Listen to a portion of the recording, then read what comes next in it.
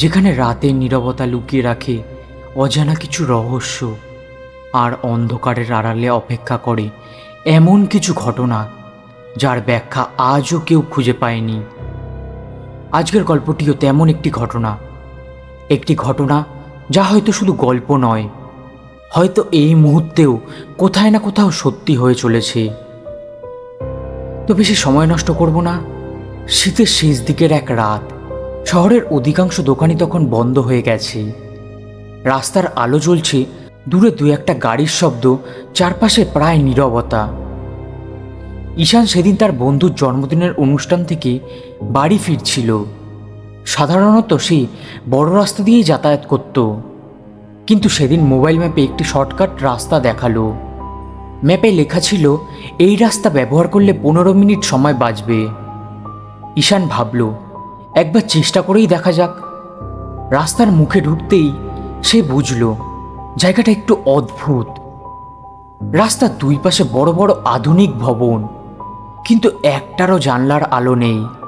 এমন কোনো গাড়িও দাঁড়িয়ে নেই, কোনো কুকুরও নেই, কোনো মানুষ তো নেই।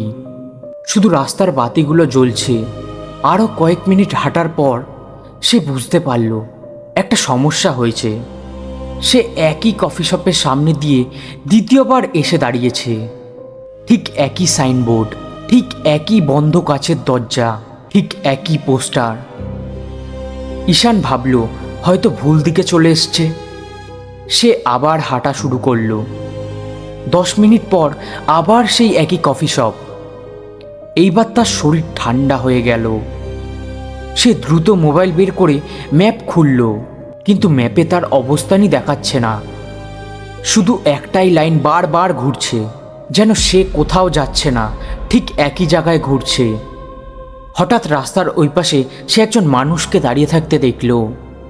কালো পোশাক পরা একজন বৃদ্ধ। ঈশান দৌড়ে তার কাছে গেল। কাকু, এখান থেকে বের হওয়ার রাস্তা কোন দিকে?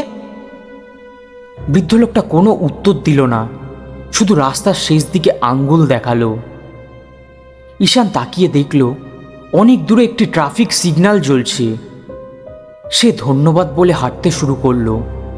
5 মিনিট, 10 মিনিট, 15 মিনিট, কিন্তু সে যত হাঁটছে ট্রাফিক সিগন্যালটা তত দূরেই রয়ে গেছে। যেন সে হাঁটছে, সিগন্যালটা তত দূরে সরে যাচ্ছে। হঠাৎ তার পেছন থেকে একটা কণ্ঠস্বর ভেসে এলো, পেছনে তাকিও না। ঈশান থেমে গেল। চারপাশে তখন কেউ নেই। আবার সেই একই কণ্ঠস্বর। এইবার তার গায়ে কাঁটা দিয়ে উঠল। সে দ্রুত হাঁটতে শুরু করলো, কিন্তু কয়েক সেকেন্ড পরেই সে শুনতে পেল তার পেছনে আরও কয়েক জোড়া পায়ের শব্দ। সে হাঁটার গতি বাড়ালো। পায়ের শব্দও তত দ্রুত হতে লাগলো, কিন্তু সবচেয়ে ভয়ের বিষয় ছিল শব্দটা তার পেছন থেকে নয়। শব্দটা আসছিল ঠিক তার নিজের পায়ের শব্দের মাঝখান থেকে। যেন তার পাশাপাশি আরও কেউ হাঁটছে, যাকে সে দেখতে পাচ্ছে না। হঠাৎ রাস্তার পাশে একটি ডিজিটাল বিজ্ঞাপনের পর্দা জ্বলে উঠল। তাতে কোনো বিজ্ঞাপন ছিল না, শুধু একটি লাইন লেখা ছিল। সঙ্গে সঙ্গে ঈশানের হাত থেকে মোবাইল পড়ে গেল। সে বুঝতে পারল এগুলো যা ঘটছিল কোনো স্বাভাবিক জিনিস নয়। সে সেটাকে তুলতে নিচু হলো, আর তখনই প্রায় সে দেখতে পেল মাটিতে একটি নয়, 2টি ছায়া পড়ছে। একটি তার নিজের ছায়া, আর তার একদম পাশে আরেকটি লম্বা ছায়া, যার কোনো শরীর নেই। ঈশান আস্তে আস্তে মাথা তুলল।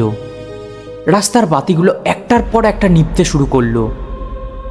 দূরে এতক্ষণ সে যেই সিগন্যালটা দেখতে পাচ্ছিল সেটাও অদৃশ্য হয়ে গেছে। চারপাশে শুধু অন্ধকার। তারপর সেই অদৃশ্য কণ্ঠস্বর আবার বলল, এখন যদি পেছনে তাকাস তাহলে তুইও এই রাস্তার অংশ হয়ে যাবি। ঈশান চোখ বন্ধ করে সামনে হাঁটতে লাগলো। 1 পা, 2 পা, 10 পা। হঠাৎ তার মুখে সকালের ঠান্ডা বাতাস এসে লাগলো। সে চোখ খুলল। সে শহরের প্রধান রাস্তায় দাঁড়িয়ে আছে। চারপাশে মানুষ, গাড়ি ঘোড়া, হর্নের শব্দ, সবকিছুই স্বাভাবিক। মোবাইলে সময় দেখালো সকাল 5টা 2 মিনিট, কিন্তু সে তো সেই রাস্তায় ঢুকেছিল প্রায় রাত 11টার দিকে। তাহলে 4 ঘন্টা কোথায় গেল? তো বন্ধুরা, এই ছিল আজকের ঘটনাটি কেমন লাগলো তোমরা প্লিজ কমেন্ট করে জানিও। যদি ঘটনাটি ভালো লেগে থাকে তো লাইক কমেন্ট সাবস্ক্রাইব করতে ভুলো না। তো চলো আবার দেখা হবে নতুন কোনো এপিসোডে। ততক্ষণের জন্য ভালো থেকো, সুস্থ থেকো।